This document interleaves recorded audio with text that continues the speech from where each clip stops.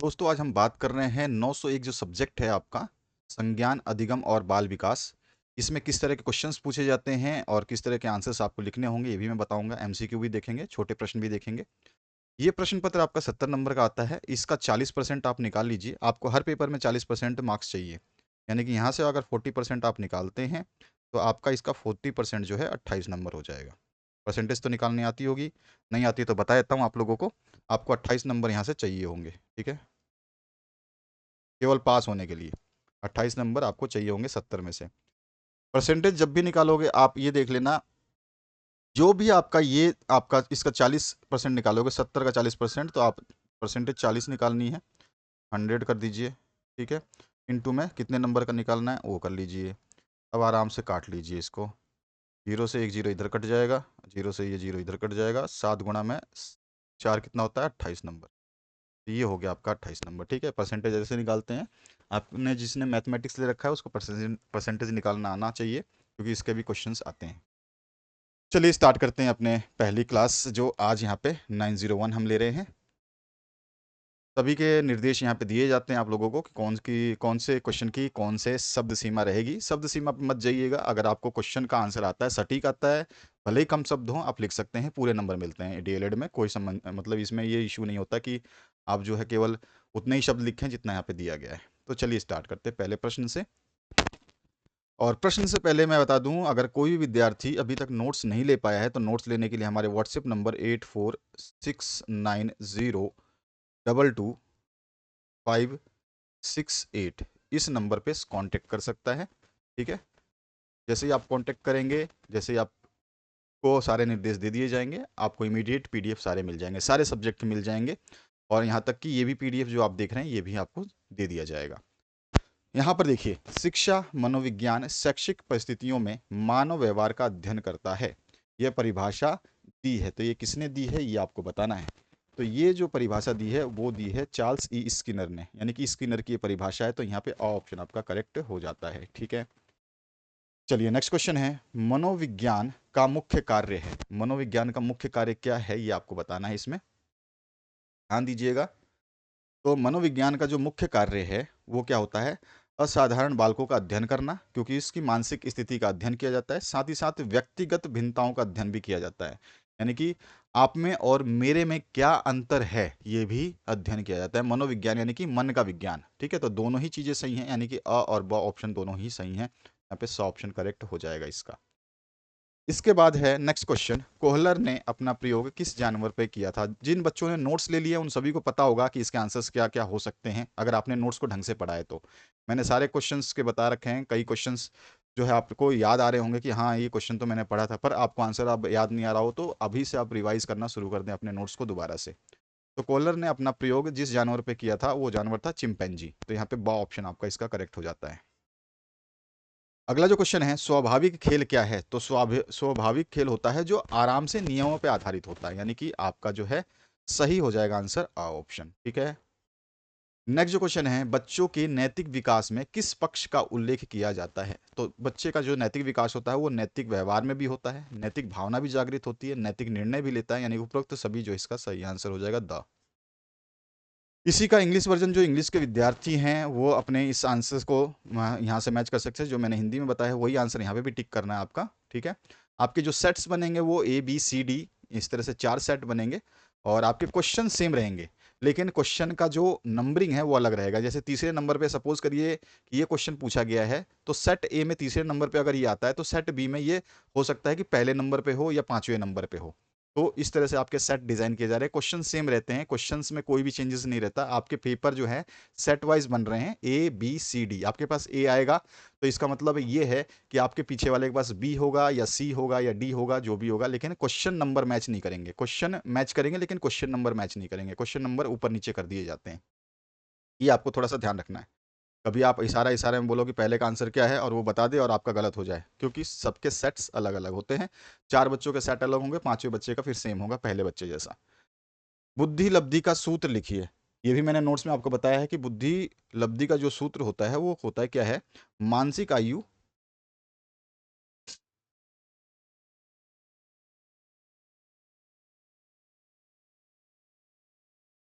ठीक है, मानसिक आयु बटे में हो जाता है आपका, एक तो मानसिक आयु और बटे में हो जाता है आपका वास्तविक आयु।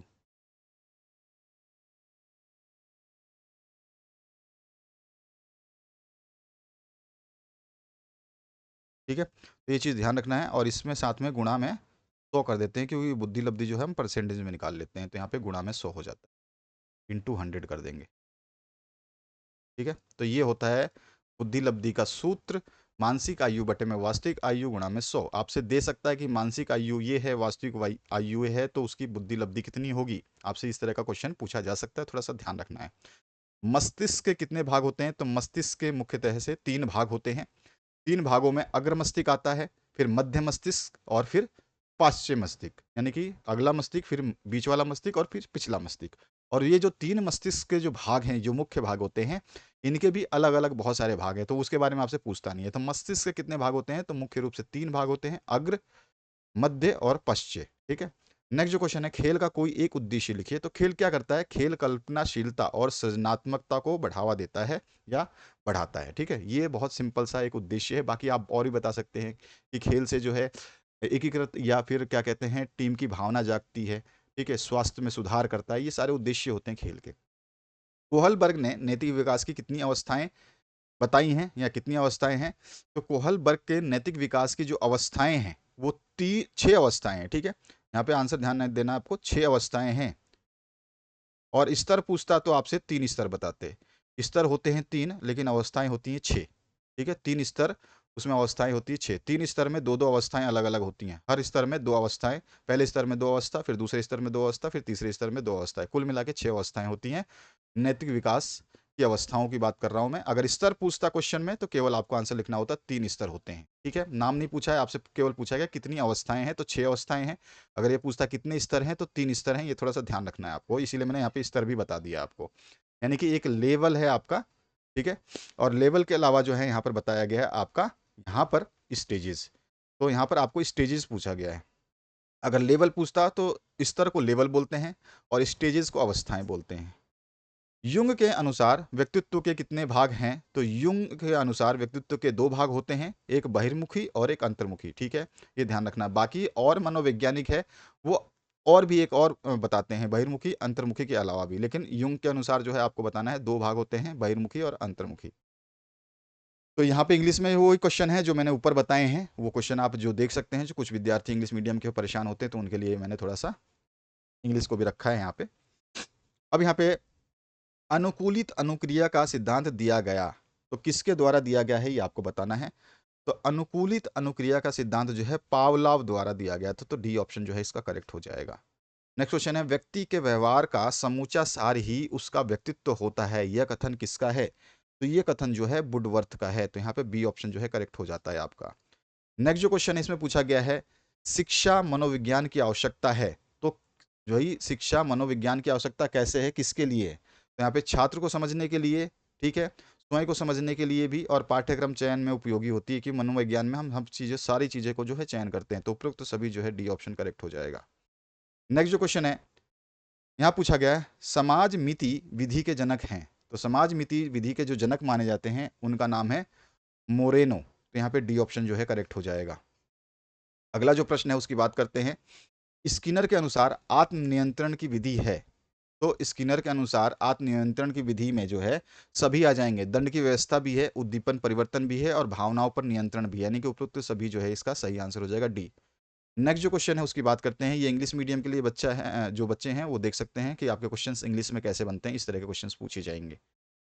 चलिए आगे बढ़ते हैं, नेक्स्ट क्वेश्चन कैसा पूछा गया आपसे, यहाँ पूछा गया है, वुडवर्थ के अनुसार अधिगम प्रक्रिया या स्मृति संग्रहण के कितने अंग है, तो वुडवर्थ के अनुसार आपको बताना है, तो वुडवर्थ के अनुसार अधिगम प्रक्रिया स्मृति संग्रहण के जो अंग है वो टोटल है 3, तो यहाँ पे ब ऑप्शन करेक्ट हो जाएगा, 3 अंग है।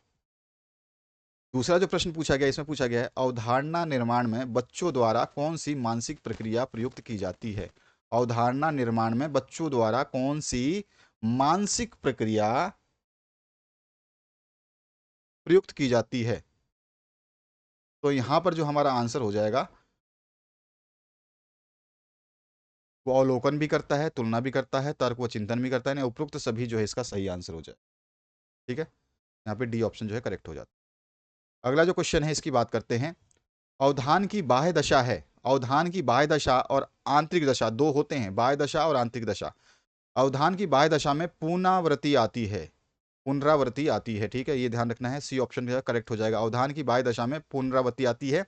और अगर बाह्य दशा की जगह आंतरिक दशा पूछे तो उसमें आवश्यकता भी है, रुचि भी है और लक्ष्य भी है, तीनों चीज शामिल होती हैं। तो ये तीन जो दे रखे हैं ये आपके बाह्य दशा ना होकर के आंतरिक दशा दे रखी है, एक ही केवल यहाँ पर बाह्य दशा दे रखी है, पुनरावृत्ति। इसके बाद आइए नेक्स्ट क्वेश्चन।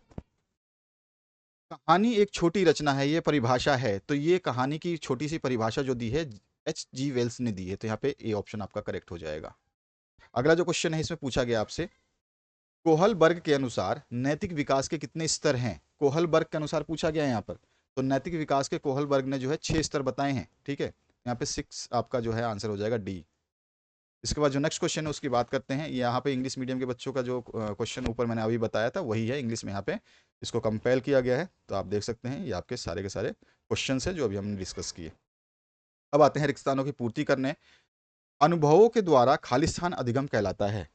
तो अनुभवों के द्वारा जो है हम कह सकते हैं कि परिवर्तन जो होता है ना वही अधिगम कहलाता है। अनुभव के द्वारा परिवर्तन जो है क्या कहलाता है? अधिगम कहलाता है। तो यहाँ पे हमारा आंसर हो जाएगा परिवर्तन।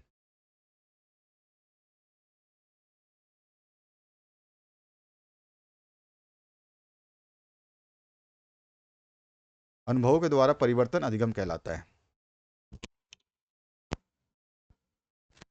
और वैसे भी ये पूरा का पूरा सेंटेंस ऐसा वैसे कभी कभी क्वेश्चन डायरेक्ट पूछ लेता है, अनुभवों के द्वारा परिवर्तन अधिगम कहलाता है, लेकिन एक्चुअल में क्या होना चाहिए? अनुभवों के द्वारा व्यवहार में परिवर्तन अधिगम कहलाता है। व्यवहार में परिवर्तन अधिगम कहलाता है। बाकी आप एक लाइन में लिखना चाहें तो परिवर्तन भी लिख सकते हैं, कोई दिक्कत नहीं होगी। संज्ञानात्मक विकास सिद्धांत का संबंध खालिस्तान से है। ये है जो संबंध आपको संज्ञानात्मक विकास का सिद्धांत किसने दिया था? जीन पियाजे। तो जीन पियाजे जो है इसका आंसर हो जाएगा।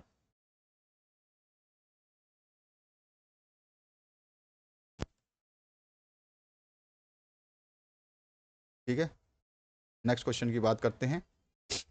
मन के अनुसार अवधान एक खालिस्तान क्रिया है। मन जो है ये एक मनोवैज्ञानिक है, तो इनके अनुसार जो है अवधान एक खालिस्तान प्रक्रिया है। तो ये कैसी प्रक्रिया है? तो आप लिख दोगे अवधान जो है एक अभिप्रेरणात्मक प्रक्रिया है।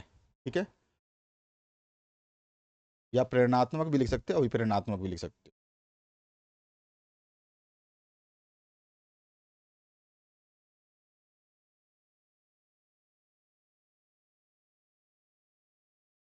ठीक है, आइए नेक्स्ट क्वेश्चन। अधिगमकर्ता द्वारा अपनी क्रियाओं में प्रतिरूपों की क्रियाओं का आत्मसात करना ही खालिस्तान है। तो ये होता है अनुकूली शिक्षण है।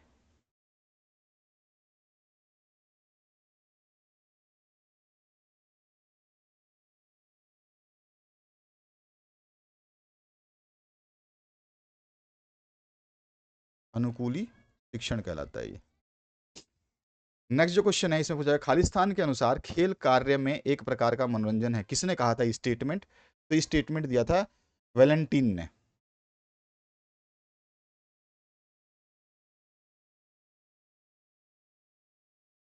ये वैलेंटीन का कथन है। अब हमारा आंसर हो जाएगा वैलेंटीन। ठीक है, अगला जो प्रश्न है उसकी बात करते हैं। इंग्लिश में है आपका वर्जन। एक वाक्य में उत्तर देना है। विस्मृति के प्रकार लिखिए। तो विस्मृति के जो प्रकार होते हैं आपकी सक्रिय विस्मृति होती है और निष्क्रिय विस्मृति होती है। दो प्रकार की विस्मृतियां होती हैं, आपको ध्यान रखना है। और कुछ बच्चे अभी लेट जुड़े होंगे तो उनको बता दूं, आप व्हाट्सएप पे नोट्स प्राप्त कर सकते हैं। हमारा व्हाट्सएप नंबर 8469022568, ये हमारा व्हाट्सएप नंबर है। इस पे आप जैसे ही कांटेक्ट करेंगे तो आपको जो है यहाँ पर आपको नोट्स प्रोवाइड कर दिए जाएंगे। नोट्स में ये भी आपको पीडीएफ मिलेगा, इसके अलावा सारे सब्जेक्ट्स में। ब्रूनर के अनुसार बौद्धिक विकास की कितनी अवस्थाएं हैं? तो ब्रूनर के अनुसार बौद्धिक विकास की 3 अवस्थाएं हैं। एक क्रियात्मक, ठीक है, क्रियात्मक विकास, प्रतिबिंबात्मक विकास और संकेतात्मक विकास। ठीक है, उसके बाद है सूचना संप्रेषण सिद्धांत संबंधित है। तो ये किससे संबंधित है? आपकी सूचना संप्रेषण सिद्धांत जो तकनीकी से संबंधित है, टेक्नोलॉजी से संबंधित है। यहाँ पर जो है, यहाँ पे थोड़ा सा मिसप्रिंट है, ये मुंशी होना चाहिए। मुंशी प्रेमचंद की किन्हीं 3 कहानियों के नाम लिखिए। तो बहुत सारी मुंशी प्रेमचंद की कहानी आपने पढ़ी है। देखिए, 2 बैलों की कथा आपने 9वीं क्लास में पढ़ा होगा, ठीक है। पंच परमेश्वर की कहानी भी आपने छोटी क्लास में पढ़ लिया था। कफन है, पूस की रात है, बड़े घर की बेटी है, बूढ़ी काकी है, ये सारे के सारे उनके कहानियों के नाम है, जिसमें से आपको केवल 3 लिखने थे। नेक्स्ट जो क्वेश्चन है, इन्हीं 2 रचनावादी या निर्मितवादी मनोवैज्ञानिकों के नाम लिखिए। तो जिसमें से सबसे फेमस और सबसे ज़्यादा जाने जाते हैं वो है जीन पियाजे और जॉर्ज केली, ठीक है। ये दोनों नाम आपको ध्यान रखने हैं, रचनावादी हो या आपका निर्मितवादी हो, ये आपको ध्यान रखना। इस तरह से ये इंग्लिश में है आपके क्वेश्चंस। आइए आगे बढ़ते हैं। यहाँ पूछा गया आपसे, अधिगम का नियम है, तो अधिगम का नियम कौन सा है ये आपको बताना है। तो देखो, अधिगम का नियम तो तत्परता का नियम भी है, अभ्यास का नियम भी है और प्रभाव का नियम भी है। उपरोक्त तो सभी जो है ये सही हो जाएगा आपका, ठीक है। यहाँ पर बिल्कुल सारे के सारे अधिगम के नियम ही हैं। तो यहाँ पे जो है उपरोक्त सभी ऑप्शन जब दिया गया है तो हम इसको टिक करेंगे। संप्रत्यय निर्माण की प्रक्रिया में सम्मिलित है। तो संप्रत्यय निर्माण की प्रक्रिया में जो है क्या सम्मिलित होता है, निरीक्षण सम्मिलित होता है। तो यहाँ पे जो ऑप्शन है ये करेक्ट हो जाएगा। अगला जो प्रश्न है उसकी बात करते हैं। पियाजे के अनुसार संज्ञात्मक विकास की अवस्थाएं हैं। तो पियाजे के अनुसार संज्ञात्मक विकास की जो अवस्थाएं हैं वो टोटल 4 है। तो यहाँ पे ऑप्शन करेक्ट हो जाएगा। सामाजिक अधिगम सिद्धांत के शोधकर्ता हैं। सामाजिक अधिगम सिद्धांत जो है बंदूरा ने दिया था, अल्बर्ट बंदूरा उसका नाम है बंदे का। तो यहाँ पर ध्यान रखना है आपको, इसका ऑप्शन करेक्ट हो जाता है। अगला जो प्रश्न है इसकी बात करते हैं। बालकों के खेल को प्रभावित करने वाला कारक है। तो बालकों के खेल को प्रभावित करने वाला सबसे महत्वपूर्ण जो कारक है वो क्या है, आपका शारीरिक स्वास्थ्य, ठीक है। शारीरिक स्वास्थ्य जो है ये खेल को प्रभावित करने वाला कारक है। तो यहाँ पे ऑप्शन जो है करेक्ट हो जाएगा। इसके बाद जो नेक्स्ट क्वेश्चन है इसमें पूछा गया आपसे, ये तो सारे इंग्लिश वर्जन में है, आप देख सकते हैं क्वेश्चंस। अब आ जाइए, रिक्त स्थानों की पूर्ति करनी है। खाली स्थान स्मृति का एक घटक है। तो सीखना या अधिगम जो है ये स्मृति का एक घटक माना जाता है, ठीक है। सीखना, ये सीखने को ही हम अधिगम बोलते हैं। खाली स्थान के अनुसार प्रत्यय वह विचार है जो वस्तुओं, घटनाओं, गुणों आदि का उल्लेख करता है। तो वुडवर्थ ने कहा था ये कथन, तो वुडवर्थ इसका आंसर हो जाएगा। खाली स्थान मानव मस्तिष्क का एक भाग है। तो यहाँ पे मानव मस्तिष्क के बहुत सारे भाग हैं, जिसमें से आप अग्र मस्तिष्क भी लिख सकते हैं, ये भी आंसर सही हो जाता। मध्य मस्तिष्क लिखते, वो भी आंसर सही हो जाता। और पश्चिम मस्तिष्क लिखते तो भी आपका आंसर सही हो जाता। यानी 3 जो मेन भाग होते हैं मानव मस्तिष्क के होते हैं। अग्र मस्तिष्क के फिर अलग से पार्ट हैं, सब पार्ट्स हैं। मध्य मस्तिष्क के भी कुछ सब पार्ट्स हैं और पश्चिम मस्तिष्क के भी कुछ सब पार्ट्स हैं, यानी कि इनके भी कुछ कुछ पार्ट्स हैं, लेकिन वो आपके पूछे नहीं जाते हैं। तो आपको ध्यान रखना, आपके मस्तिष्क, मानव मस्तिष्क के जो भी भाग हैं उसमें से कोई भी आप लिख सकते थे चाहे तो। यहाँ पे देखो, एक की बात कर रहा है ये, अगर एक में पूछ रहा है तो आप ये भी लिख सकते हो, ये भी लिख सकते हो, ये भी लिख सकते हो, क्योंकि तीनों ही इसके भाग है मानव मस्तिष्क के, ठीक है। तो इसमें ऐसे कंफ्यूजन नहीं कि मैं तो अग्र मस्तिष्क लिखी आया, कोई बोलेगा मैं मध्य मस्तिष्क लिख आया, कोई बोलेगा मैं पश्चिम लिखी आया, कोई दिक्कत नहीं है, तीनों ही आपके मस्तिष्क का एक भाग ही है। संप्रेषण खालिस्तान प्रक्रिया है। तो संप्रेषण जो है द्विपक्षीय या बहुपक्षीय प्रक्रिया है, ठीक है। क्योंकि ये आपका जो है 2 आदमियों के बीच में भी हो सकता है और बहुत से लोगों के बीच में भी होता है। संप्रेषण का मतलब होता है अपनी बात दूसरे को समझाने का प्रयास करना। खालिस्तान शारीरिक खेल है। अब शारीरिक खेल में बहुत सारे ऑप्शंस हैं।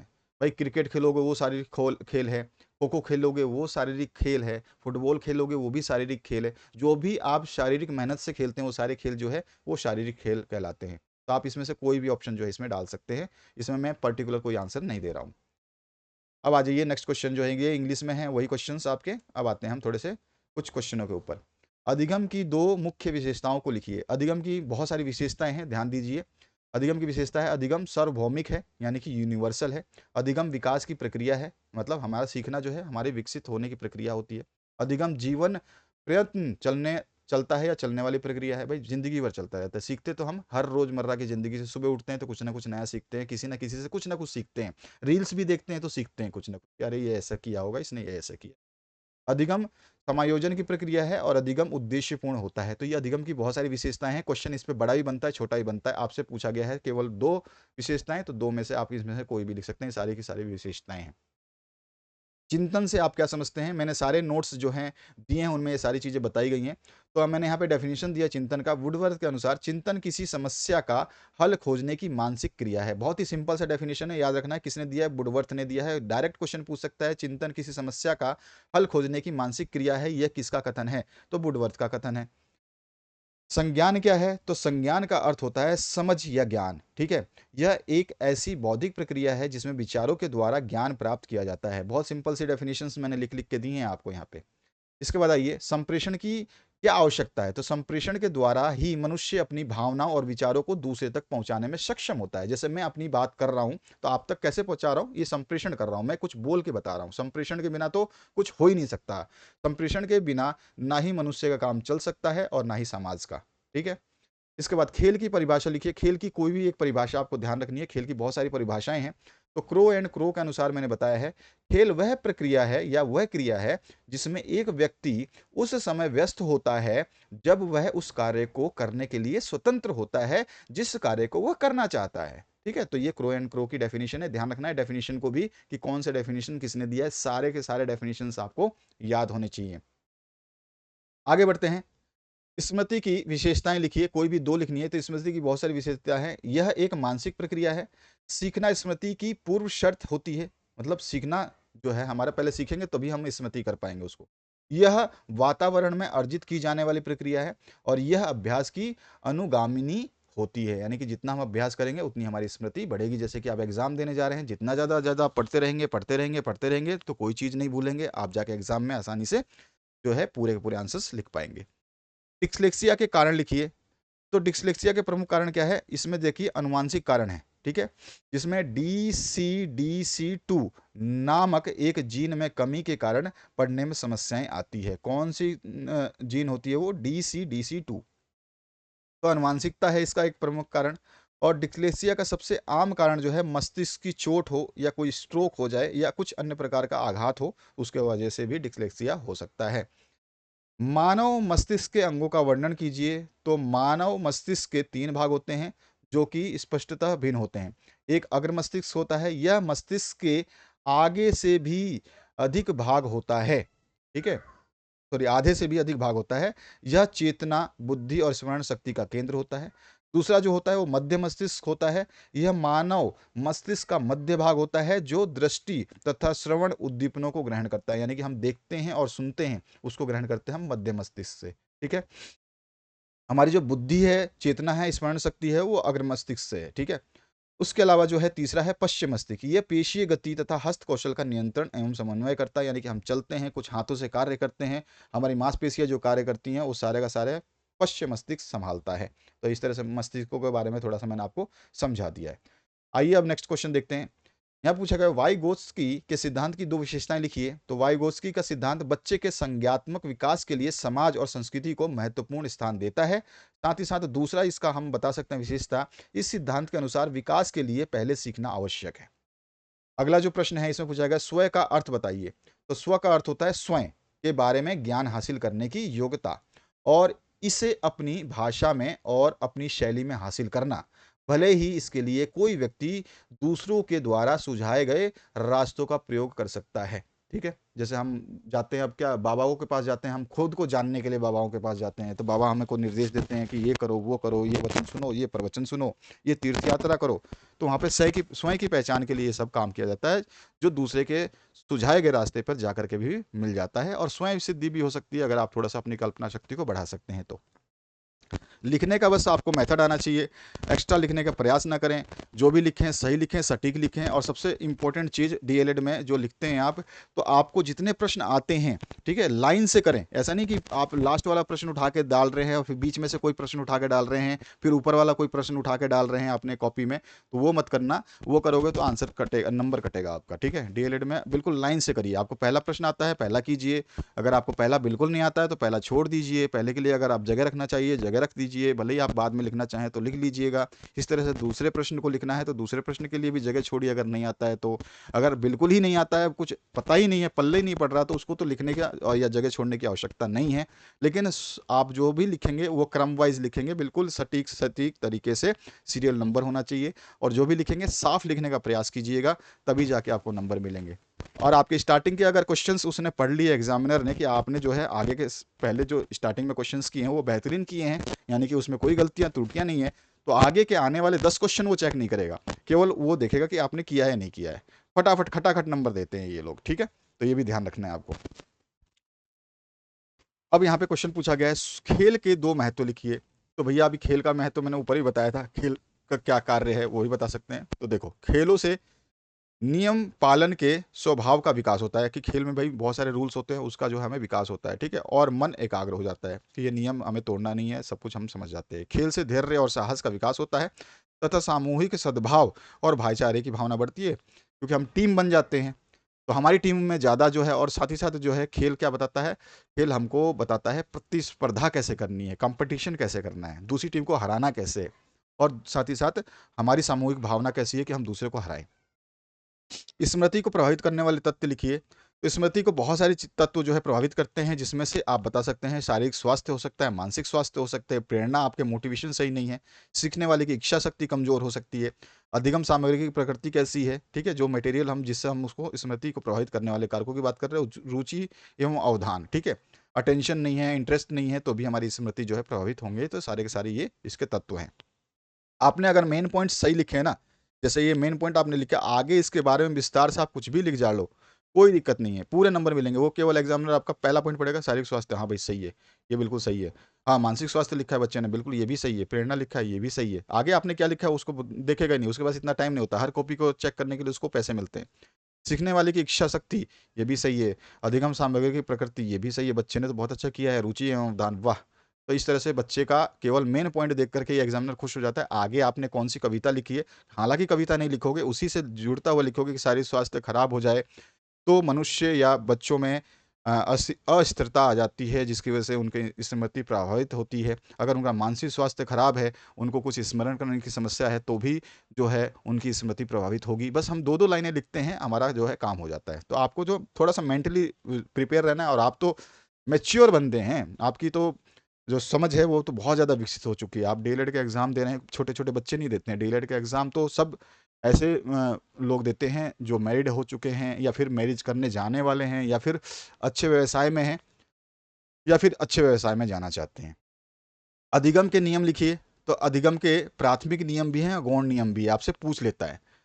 तो प्राथमिक नियम की बात करें तो इसमें 3 नियम आते हैं, तत्परता का नियम, अभ्यास का नियम, प्रभाव का नियम। और गौण नियम की बात करें तो इसमें 5 नियम आते हैं, मनोवृत्ति का नियम, बहुप्रतिक्रिया का नियम, आंशिक क्रिया का नियम, आत्मीकरण का नियम और संबंधित परिवर्तन का नियम। इनको अन्य नाम से भी जाना जाता है, लेकिन कोई दिक्कत नहीं है अगर आपने इन नियमों के बारे में पूरा विस्तार से पढ़ना, क्योंकि बड़े क्वेश्चंस आते हैं। तो विस्तार से अगर आप पढ़ना चाहते हैं कि प्राथमिक नियम तत्परता का नियम क्या कहता है, अभ्यास का नियम क्या कहता है, प्रभाव का नियम क्या कहता है, या गौण नियम में ये आपको 5 नियम क्या कहते हैं, इनके बारे में आपको अधिक से अधिक जानना है, तो नोट्स प्राप्ति के लिए 8469022568 इस पे आप व्हाट्सएप कर सकते हैं। नोट्स इमीडिएट प्राप्त होते हैं, जैसे ही आपका पेमेंट आएगा इमीडिएट जो है आपका नोट्स प्राप्त हो जाएगा। संप्रत्यय के प्रकार लिखिए। तो इसमें समुच्चय बोधक संप्रत्यय होता है, वियोजक संप्रत्यय होता है, और संबंधात्मक संप्रत्यय होता है, प्रतिबंधित संप्रत्यय होता है, और द्वि प्रतिबंधित संप्रत्यय होता है। ये सारे के सारे इसके प्रकार हैं जिनको आप लिख सकते हैं। इसी में आपसे अलग क्वेश्चन पूछा गया, ब्रूनर के सिद्धांत की विशेषताओं का वर्णन कीजिए। नोट्स में मैंने ये सारे दिए हैं, ब्रूनर का सिद्धांत क्या कहता है, थार्नाइट का सिद्धांत क्या कहता है, सभी का। संप्रेषण के 3 महत्व लिखिए। संप्रेषण के बहुत सारे महत्व हैं, सामाजिकरण में अत्यंत सहायक होता है, और प्रभावपूर्ण नेतृत्व हेतु ये आवश्यक होता है। संप्रेषण मतलब हम जो एक दूसरे से बात कर रहे हैं, शिक्षा का प्रसार होता है, प्रबंधकीय कुशलता में वृद्धि होती है, जनसंपर्क में सहायक होता है, शीघ्र निर्णय और क्रियान्वयन कर सकते हैं हम उससे, और भार अर्पण और विकेंद्रीकरण भी कर सकते हैं। इस संप्रेषण के जो है ये बहुत सारे महत्व हैं, इनके बारे में आप समझाना चाहें तो समझा सकते हैं 3 नंबर के हिसाब से। इनमें से कोई भी 3-4 पॉइंटों को आप थोड़ा सा लिख के और एक एक दो दो लाइन में विस्तार से समझा दें। इसी तरह से कुछ क्वेश्चन है, खेल एवं खेल कूद के सामान्य नियम क्या है, वो आप बता सकते हैं, अपनी मर्जी से लिख सकते हैं, नंबर नहीं कटते हैं। और आत्मनियंत्रण की विशेषताओं को समझाना है। इस तरह के क्वेश्चन पूछे जाते हैं आपसे। चिंतन के प्रकार बताने हैं। तो स्वली चिंतन, यथार्थवादी चिंतन, अभिसारी चिंतन, सृजनात्मक चिंतन, आलोचनात्मक चिंतन, मूर्त और अमूर्त चिंतन बहुत इंपॉर्टेंट है, ठीक है। देखो, चिंतन के जो है पहला प्रकार हो गया स्वली चिंतन, ठीक है। दूसरा प्रकार हो गए यथार्थवादी चिंतन, और यथार्थवादी के ही आपके 3 प्रकार है। इसमें ए ऑप्शन है, फिर बी ऑप्शन है, और फिर सी ऑप्शन है, ठीक है। ये 3 प्रकार जो है यथार्थवादी चिंतन में आते हैं। एक्चुअली में चिंतन आपके 4 प्रकार के होंगे, ठीक है। तो ये आपका चिंतन, ये आपका चिंतन, और फिर मूर्त और अमूर्त चिंतन के ऊपर तो डायरेक्ट क्वेश्चन पूछ लेता है कि मूर्त और अमूर्त चिंतन में अंतर क्या है, सबसे ज्यादा पूछा जाता है ये क्वेश्चन। और अपसारी चिंतन, ये आपका इंपॉर्टेंट है, ध्यान रखना है। आगे बढ़ते हैं नेक्स्ट क्वेश्चन की तरफ। ब्रूनर के सिद्धांत का शिक्षा में योगदान का उल्लेख कीजिए। क्वेश्चंस तो हमने करवाए हुए हैं, चलिए आगे बढ़ते हैं। संप्रत्यय निर्माण की प्रक्रिया में शामिल है। तो संप्रत्यय निर्माण की प्रक्रिया में निरीक्षण, विश्लेषण और तुलना तीनों ही शामिल होते हैं। तो उपयुक्त सभी जो है इसका सही आंसर है। ठीक है, इसके बाद जो नेक्स्ट क्वेश्चन है, पियाजे ने संज्ञात्मक विकास की अवस्थाएं बताई हैं। तो अभी मैंने बताया था ऊपर कि 4 अवस्थाएं हैं, तो यहाँ पे 4 ऑप्शन सही है। अनुकरण सिद्धांत दिया था, अनुकरण सिद्धांत जो है प्लेटो का दिया हुआ है, तो यहाँ पर जो है आपका थर्ड ऑप्शन करेक्ट हो जाएगा। नेक्स्ट जो क्वेश्चन इसमें पूछा गया है, केरोल ग्लीगन का जन्म हुआ तो कहाँ पे हुआ था? न्यूयॉर्क में हुआ था, ये ध्यान रखना है। किसी का भी जन्म पूछ सकता है आपको। अधिगम का मुख्य नियम जो है, अधिगम का मुख्य नियम, सारे नियम नहीं पूछा है उसने, अधिगम का मुख्य नियम जो है वो तत्परता का नियम मुख्य माना जाता है। बहुत सावधानी से याद करिएगा, क्वेश्चन को ढंग से पढ़िए, समझिए, तभी जाके आप जो है अच्छा स्कोर कर पाएंगे। ठीक है, तो यही इंग्लिश में जो यहाँ पे क्वेश्चंस कुछ दिए गए हैं, आप देख सकते हैं। अब आ जाइए नेक्स्ट क्वेश्चन जो है इसमें पूछा गया, दिए गए शब्दों में से सही चुन करके जो है आपको रिक्त स्थानों की पूर्ति करनी थी। तो द रेलिवेंस ऑफ एजुकेशन नामक पुस्तक खालिस्तान ने लिखी। तो यहाँ पे मैंने ऑप्शन टिक किया हुआ है कि ये 5वां है, जो जेरोम एस ब्रूनर, यानी कि ब्रूनर ने जो है ये पुस्तक लिखी है। द रेलिवेंस ऑफ एजुकेशन नामक पुस्तक के रचयिता ब्रूनर हैं। ब्रूनर आप याद रखिए, बाकी जेरोम ब्रूनर की जरूरत नहीं है। ठीक है, वैसे भी JS ब्रूनर बोलते हैं शॉर्ट फॉर्म में। नेक्स्ट जो इस तरह का क्वेश्चन जो है पूछा जाता है, आपको टेबुलर फॉर्म में दे सकता है, यहाँ पर आपको ऑप्शन दे सकता है सामने, आपको उलझाने का काम किया गया है यहाँ पे। पियाजे ने अनुकूलन की संपूर्ण प्रक्रिया को खालिस्तान भागों में बांटा है। ठीक है, तो यहाँ पे आंसर हो जाएगा, इसको जो है पियाजे ने अनुकूलन की संपूर्ण प्रक्रियाओं को 2 उप प्रक्रियाओं में बांटा है। 2 उप प्रक्रियाओं में बांटा है, ध्यान रखना है, 2 उप प्रक्रियाओं में बांटा है। यहाँ पे क्वेश्चन का आंसर लिखा गया है। इसमें फिर नेक्स्ट जो क्वेश्चन है, अच्छा शिक्षण 1/4 तैयारी और खालिस्तान थिएटर है। तो अच्छा शिक्षण 1/4 तैयारी और साथ ही साथ 3/4 थिएटर है। ये जो स्टेटमेंट दिया था ये गेल गुडविन का है, ध्यान रखना है, गेल गुडविन का ये कथन है। कभी से आपसे पूछ ले कि अच्छा शिक्षण 1/4 तैयारी और 3/4 थिएटर है, ये कथन किसका है? तो गेल गुडविन का है। नैतिक विकास को खालिस्तान विकास भी कहते हैं, तो नैतिक विकास को हम चारित्रिक विकास भी कहते हैं। थर्ड ऑप्शन होगा, यहाँ पे थर्ड ऑप्शन मैंने लिखा हुआ है। इसके बाद है लेखन से संबंधित अधिगम कठिनाई खालिस्तान होती है। तो लेखन से संबंधित अधिगम कठिनाई को हम डिस्ग्राफिया कहते हैं, तो यहाँ पर जो है डिस्ग्राफिया हो जाएगा। डिस्कैल्कुलिया क्या होता है, डिस्लेक्सिया क्या होता है, डिस्ग्राफिया क्या होता है, सारे नोट्स में मैंने बता रखे हैं। ठीक है, तो यहाँ पर जो है ये आंसर हो जाएंगे। इस तरह के क्वेश्चन आपसे पूछे जाते हैं। तो अंतिम टाइम में आपका जो है मैं बता दूं कि आप 8469022568 पे संपर्क करके, व्हाट्सएप नंबर है ये हमारा, इस पे संपर्क करके जो है आप नोट्स की प्राप्ति कर सकते हैं। और हमारा नोट्स जो हैं इमीडिएट मिल जाते हैं, इसमें हमारे को टाइम नहीं लगता है। ठीक है, आपका जैसे ही सब कुछ डन हो जाता है, इमीडिएट, कोई ऐप नहीं है, कुछ भी नहीं है, डायरेक्ट PDF मिलेगा आपको, डायरेक्ट PDF आपको प्रोवाइड किया जाता है। तो आपको घबराने की ज़रूरत नहीं है, तो तैयार रहें उसके लिए। और बाकी आपने जितनी अच्छी तैयारी करी होगी उतना बेहतरीन है, और जितनी जल्दी से जल्दी आप ज़्यादा से ज़्यादा पढ़ सकते हैं, जितना प्रिपेयर कर सकते हैं अपने को प्रिपेयर करिए। ठीक है, इस तरह के क्वेश्चंस आएंगे, देख लिया होगा आपने किस तरह के क्वेश्चंस हैं। हमने इसमें कम से कम पिछले 5 सालों के पेपरों के जो क्वेश्चंस हैं उसको भी डिस्कस कर लिया है, किस तरह क्वेश्चन पूछे जाते हैं ये भी डिस्कस कर लिया। तो आशा करता हूँ इस वीडियो के माध्यम से आपने कुछ बेहतरीन सीखा होगा। बाकी प्लेलिस्ट में जाकर के आपने अपने सारे वीडियोस देख सकते हैं। Thank you very much, have a good day.